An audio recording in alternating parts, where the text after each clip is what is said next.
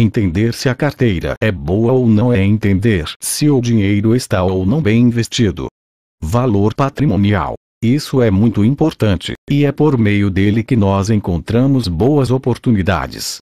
Por exemplo, se um imóvel é avaliado com valor patrimonial de R$ 500 mil e nós conseguimos adquiri-lo por R$ 250 mil, fizemos um ótimo negócio, porque o compramos pela metade do preço que ele efetivamente vale.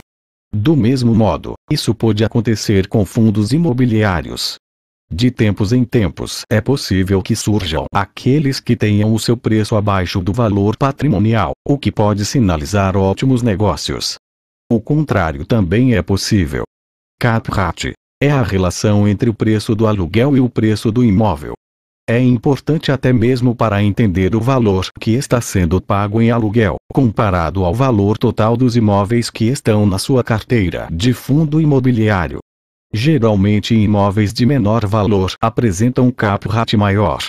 Pode servir de comparativo entre os seus próprios imóveis em carteira, assim você pode melhorar as suas decisões ao escolher fundos imobiliários mais eficientes.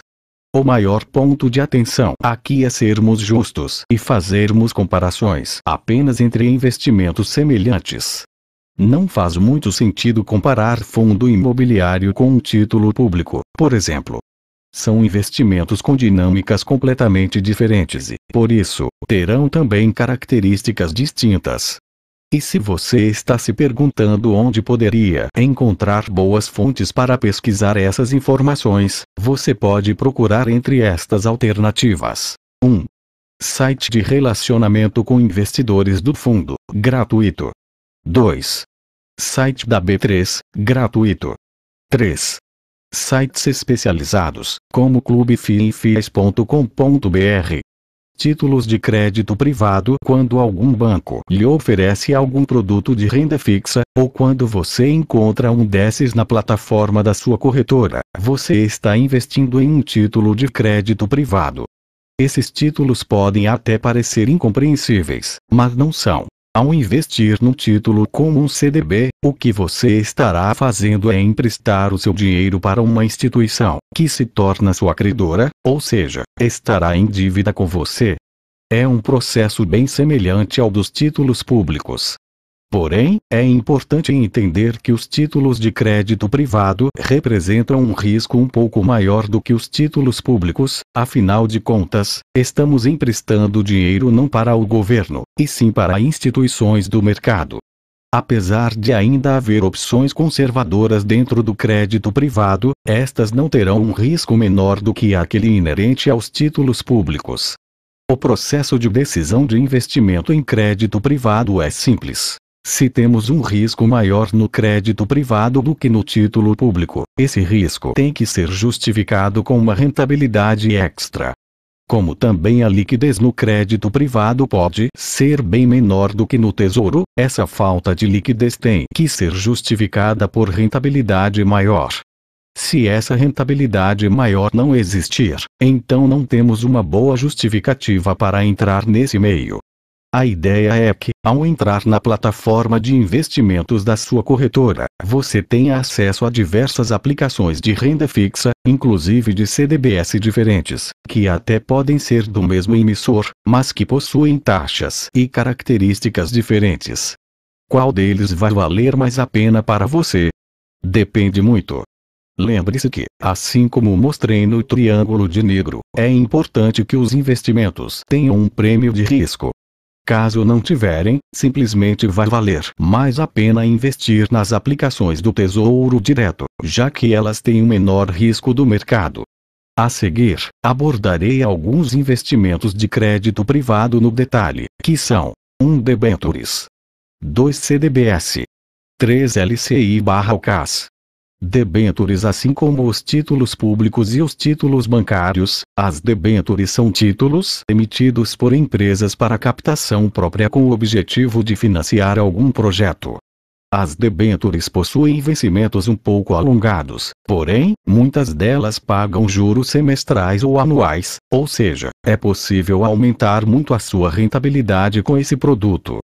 Por isso, e pelo fato de não possuir garantia do FGC, é normal que os investidores acreditem que as debêntures representam investimentos de maior risco. Mas isso nem sempre é verdade. Basta fazer um exercício mental básico. Apesar de ser uma empresa, emprestar dinheiro para uma empresa como a Apple dificilmente seria um investimento de risco.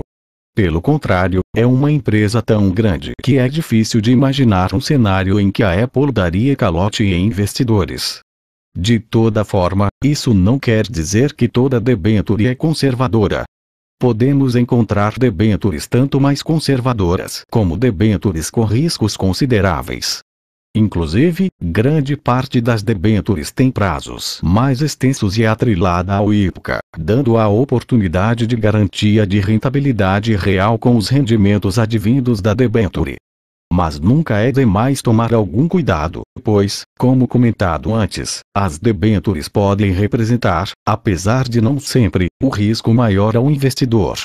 Uma forma de termos noção desse risco é por meio dos ratings. Existem agências no mercado que fazem avaliação de empresas, as quais atribuem uma classificação de risco.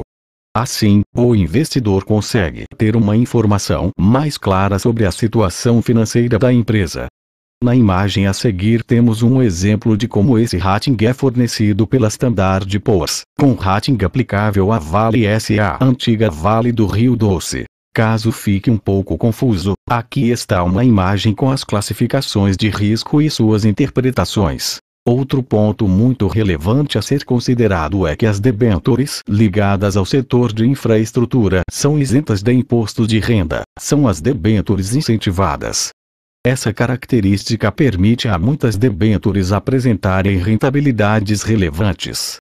Para você entender o impacto disso, vamos a uma comparação, levando em conta um IPCA de 4,17% ao ano, como nos exemplos dados no capítulo sobre o Tesouro Direto. Se nós investíssemos R$ 10.000 em um tesouro IPCA que rendesse IPCA mais 5,5% ao ano, desconsiderando os custos operacionais e considerando apenas o imposto de renda, ao fim de 20 anos, teríamos o valor líquido de R$ 156.950,62. Agora, se aportássemos numa debênture incentivada que estivesse rendendo IPCA mais 4,9% ao ano, à primeira vista, olhando pela taxa, pode parecer que o tesouro IPCA renderia mais. Mas, na realidade, isso não aconteceria. A debênture, ao final de 20 anos, retornaria o valor líquido de R$ 174.796,24. Vale a pena frisar que das aplicações de crédito privado, as debêntures são os investimentos que mais exigem conhecimento do investidor. Por isso, é fundamental olhar o prospecto de emissão das debêntures, que contém todas as informações necessárias para o investidor entender para que tipo de empresa ele pretende emprestar dinheiro e para o que essa empresa pretende usar o dinheiro. O prospecto tem uma cara deste tipo. Imagem referente ao processo de emissão de uma debênture da Brasilparma. Certificado de Depósito Bancário, CDB. Basicamente, no CDB você empresta dinheiro para uma instituição bancária, que usará esse dinheiro para financiar suas atividades e, em troca, vai remunerar você com juros. É uma lógica similar à de outros investimentos apresentados neste livro. É uma aplicação simples.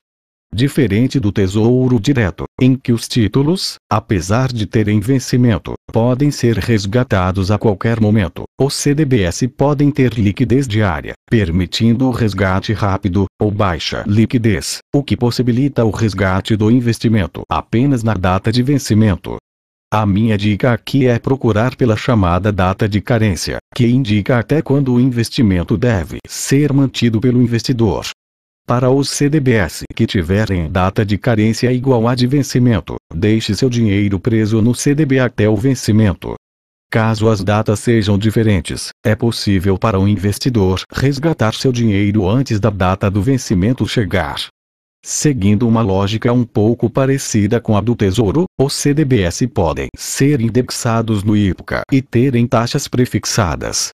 Mas, diferente do Tesouro, no qual há a possibilidade de seguir a taxa de juros, os CDBs pós-fixados são indexados a um indicador que chamamos de Certificado de Depósito Interbancário, CDI. Vale dizer que, apesar da Selic e do CDI serem indicadores diferentes, ambos possuem uma proximidade muito grande. Geralmente, quando a Selic cai, o CDI cai na mesma proporção, ou de uma forma parecida. No caso dos CDBs ligados ao CDI, o primeiro ponto é verificar se a sua taxa de rendimento é maior ou igual a, pelo menos, 100% do CDI. Em caso negativo, você pode estar dando de cara com um CDB não muito bom. Há algo muito importante para entender antes de escolher um CDB, que é um triângulo dos investimentos, composto por risco, rentabilidade e liquidez. Ou seja, é o triângulo de Nigro. Isso porque CDBs de menor rentabilidade tendem a fornecer riscos menores e ou liquidez mais alta para o investidor. Ou seja, a possibilidade de retirar rapidamente o seu dinheiro. Um bom exemplo são os CDBs de liquidez diária, que podem ter rentabilidade de, por exemplo, 99% do CDI, sendo uma exceção à regra dos 100%, mas que, em troca, permitem ao investidor um resgate até melhor do que o fornecido pelo Tesouro Direto. Enquanto no Tesouro o investidor leva um dia útil para obter o resgate, com o CDBs o valor pode cair na conta do investidor no mesmo dia em que é pedido. Esta tabela indica as características do CDB de liquidez diária fornecido pelo Banco Inter, atrelado ao CDI. Fonte: B3. Quando falamos de CDBs de bancos de risco considerável, ou que permitem o resgate apenas no vencimento, tendemos a ver CDBs com taxas de rendimento maiores. Mas essas taxas, obviamente, precisam representar a realidade. E aqui, serve o mesmo mecanismo que utilizamos nas debêntures: os ratings. Assim como para a renda fixa, as agências de risco desempenham um papel importante de classificar o risco das empresas, e essa classificação deve ser usada como um indicativo importante para a tomada de decisão do investidor, mesmo que o CDB seja garantido pelo FGC. Devemos entender que o CDB serve como uma alternativa interessante, em vários casos, para o Tesouro. Além das opções oferecidas para o investidor escolher livremente, há vários CDBs com taxas e características diferentes, e também deve ser levado em consideração o fato de não incidir no CDB a taxa de administração, de 0,3%, que recai nos títulos do Tesouro. Em investimentos de pouco valor aplicado, essa taxa pode até não parecer tão importante, mas, se estivermos falando de um investimento de, por exemplo, R$1 milhão, ou de um investimento de longo prazo, essa taxa se mostra relevante.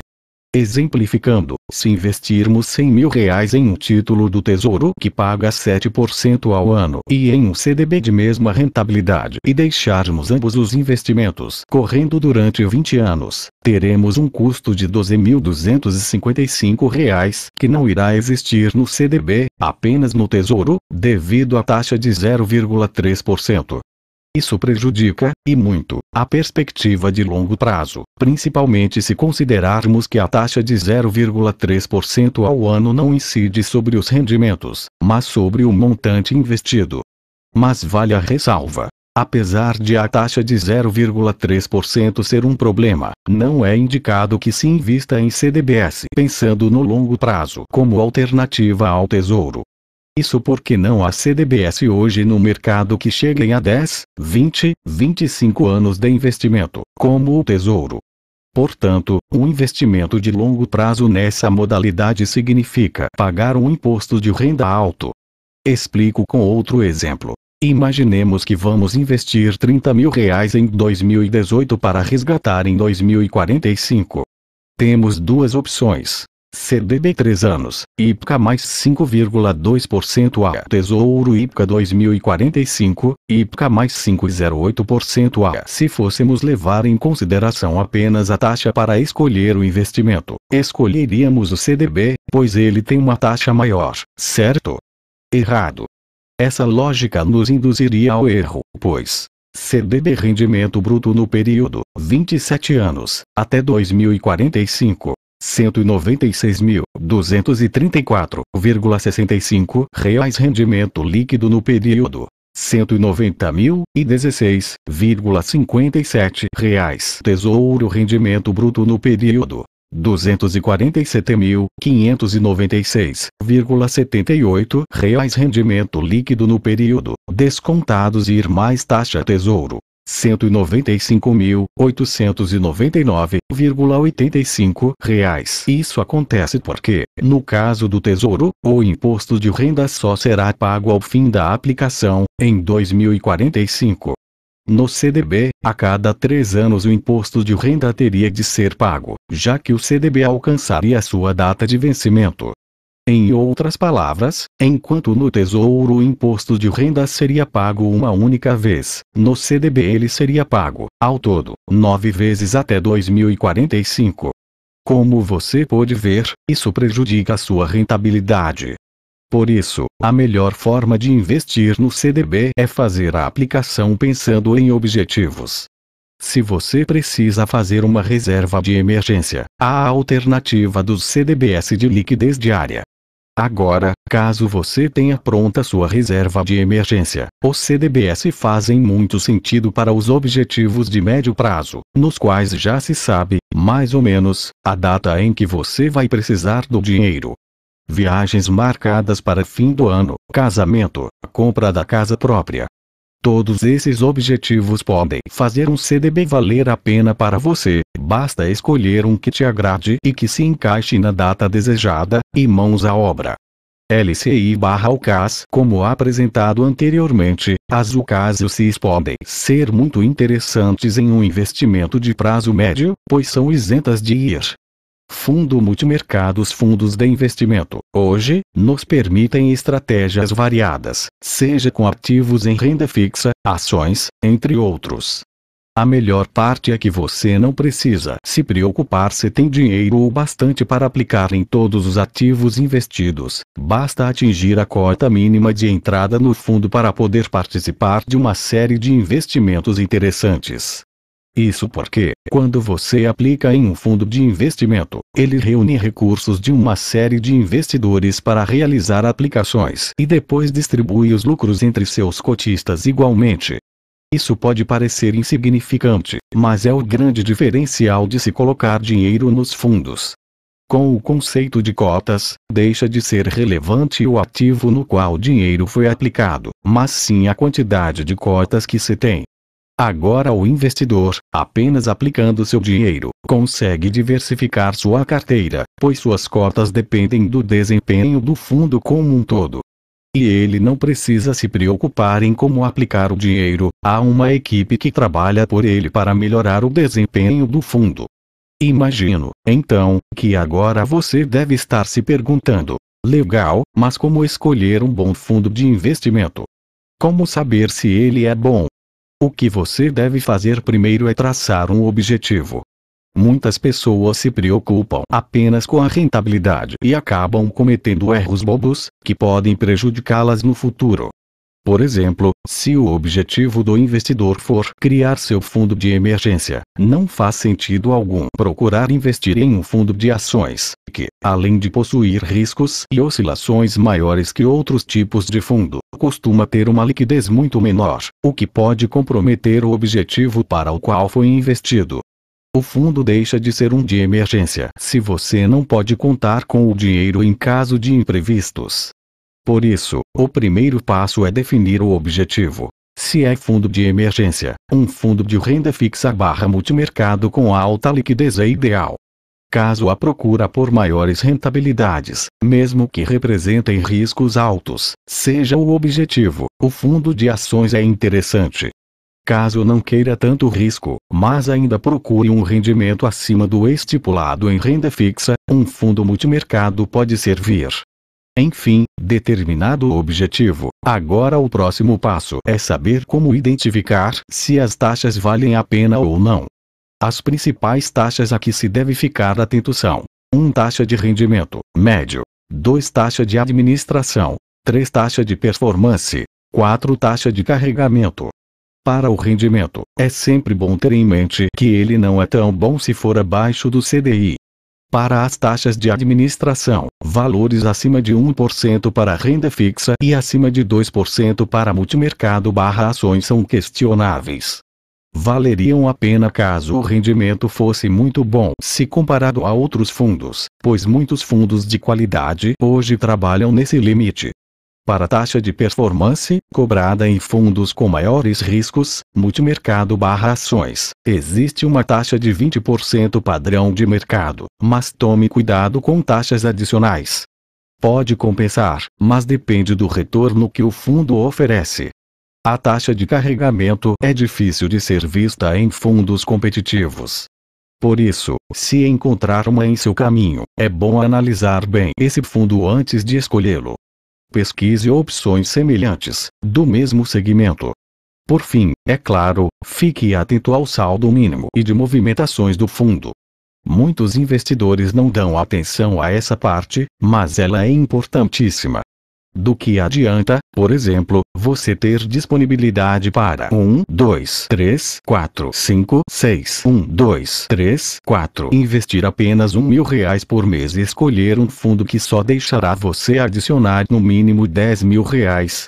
Lembre-se, você precisa escolher um fundo que seja acessível. Atento a todos esses detalhes, é só botar as mãos na massa e investir. Existem algumas figuras nos fundos de investimentos que você precisa conhecer. Administrador do fundo. Gerência todas as partes envolvidas. Gestor. É quem escolhe o lugar em que seus títulos serão aplicados e qual será a estratégia utilizada. Custodiante. Quem faz a guarda dos ativos e dá segurança para tudo. Auditor. Garante que tudo está sendo feito conforme manda o regulamento do fundo. Distribuidor. Faz o fundo chegar até você. Cotista. Você mesmo. Além disso, nos fundos multimercado, temos alguns pontos de atenção importantes. Esse tipo de fundo investe em mercados diferentes e, em teoria, aproveita momentos diferentes. Existe uma dificuldade de achar um fundo realmente bom. Muitos fundos multimercado apenas servem como justificativa para se cobrar taxa de performance do investidor. Por exemplo, há casos em que o fundo multimercado apresenta uma carteira muito conservadora, assim como um fundo de renda fixa, mas, pelo fato de ser fundo multimercado, recai sobre ele uma taxa de performance do investidor, algo que não se encontra nos fundos de renda fixa. Geralmente os melhores fundos são fechados, limitados ao investidor. Quando o fundo fica grande, você perde oportunidades. Os cotistas pressionam negativamente os preços em momentos de oscilação de mercado, pois a massa é emocional. O efeito manada nos fundos tende a tirá-los do mapa, já que fundos com resultados negativos acabam tendo resgates em massa. Por conta disso, vários fundos não conseguem aproveitar a oportunidade causada pelo momento de baixa. Criptomoedas. Para entender o que são criptomoedas, primeiro precisamos definir o que significa ser uma moeda digital. No fim, a ideia de moeda digital não é tão difícil de entender. É uma moeda, assim como o real e o dólar, porém sem unidade física. É como se fosse uma commodity do mundo digital.